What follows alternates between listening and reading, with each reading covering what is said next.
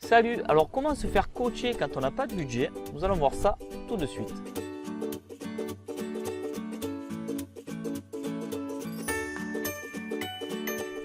Salut, c'est Serge de Passion e-commerce. Aujourd'hui, je vous tourne une vidéo au port de la Madrague qui est situé à Saint-Cyr-l'Élec. C'est une port que j'affectionne particulièrement. Je voulais vous faire une vidéo au bord de la mer. Le problème qu'il y a, c'est qu'aujourd'hui, il y a du vent. Il y a le Mistral, comme on appelle ça chez nous. Le Mistral, c'est le vent des Marseillais. Donc, du coup, voilà, je me suis mis à l'abri du port et je vous fais la vidéo ici. Si jamais le son vraiment est dégueulasse, je vous retournerai la vidéo dans le studio.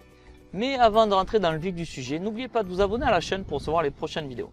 Alors, avant de vous donner l'astuce pour vous faire coacher quand vous n'avez pas de budget, je vais vous donner une définition du coaching, ma définition à moi. Pour moi, le coaching, c'est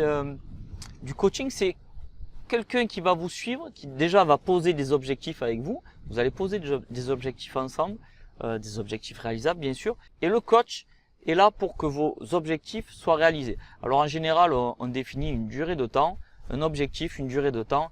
Et le coach est là justement. Pour moi, un coach n'est pas là pour poser des objectifs ni pour vous donner la durée. Il est surtout là pour vous relancer en permanence. C'est-à-dire que tous les mois, il va faire un suivi et il va vous demander où vous en êtes par rapport à votre objectif. À savoir que au début, là, quand je coachais un petit peu des e-commerçants, j'avais un petit peu de mal avec ça. Je ne comprenais pas pourquoi les personnes ne me répondaient pas ou reculaient les rendez-vous. Et puis au fil du temps, j'ai compris un truc. J'ai compris que le rôle du coach, en fait, c'était ça. C'était de relancer les gens et de leur mettre un petit peu la pression pour savoir où ils en étaient. Parce que, comme je vous dis, on a un but et une date. Et il faut qu'à la fin de cette date, l'objectif soit atteint. Si chaque mois, en général, on se donne des objectifs à 6 mois et 12 mois, c'est encore mieux. Au moins, on peut vraiment réaliser de beaux objectifs. Donc, comme je vous dis, si pendant les 6 mois, le coaché repousse les rendez-vous et repousse les tâches, il arrivera qu'à la fin des 6 mois, rien ne se passe. Maintenant, si tous les 6 mois, moi je vois mes e-commerçants, au début, ils ont du mal. Et puis, après, ce qui est rigolo, c'est qu'ils se prennent au jeu et on se rend compte au final que les progressions sont là, quoi. Donc, vraiment, je pense que le rôle d'un coach, c'est ça, c'est de vous relancer en permanence et de vous dire cette tâche n'est pas atteinte, fais-la.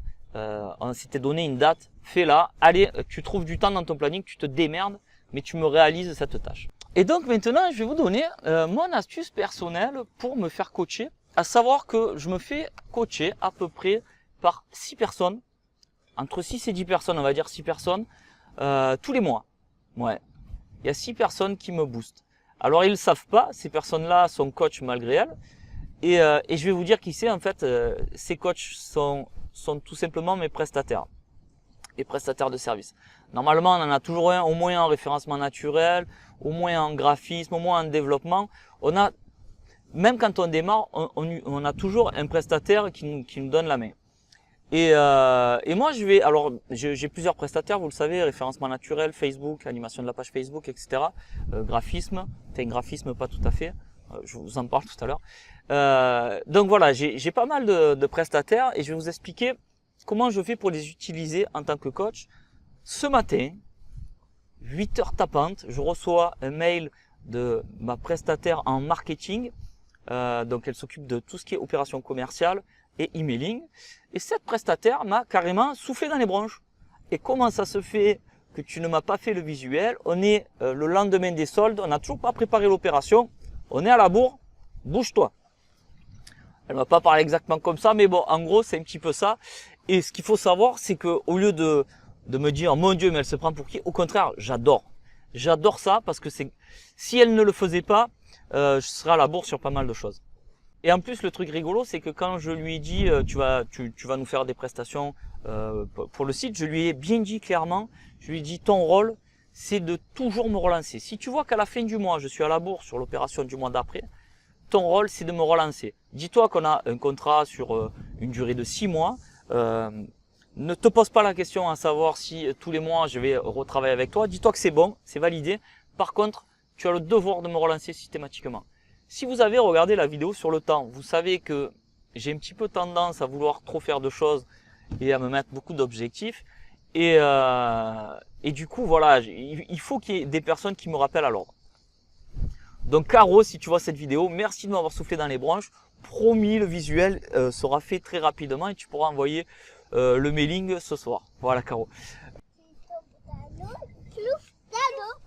Dans l'eau. Bonjour.